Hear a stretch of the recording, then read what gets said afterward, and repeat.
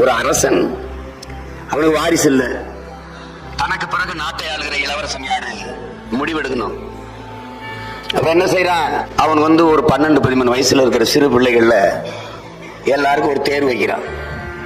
ஒரு விதையை கொடுத்து இதை நல்லா முளைக்க வச்சு வளர்த்து கொண்டு வர்றவன் எவனோ அவன் தான் இந்த நாட்டின் இளவரசன் அனுப்பிடான். அது சிறப்பா எந்த செடி வளர்ந்துருக்கோ அந்த செடிக்கு சொந்தக்காரனை இளவரசனா தேர்வு செய்யுங்கிறத அறிவிப்பு.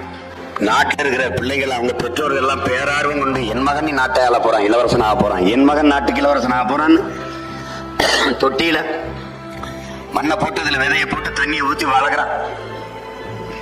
எல்லாரும் வீட்டு விதையும் முளைச்சு பிரமாதமான செடியா, பெரிய செடியா அழகா வளர்ந்துருது. அரசர் அறிவிச்ச நாள் வந்துருது, எடுத்துக்கிட்டு போகணும்.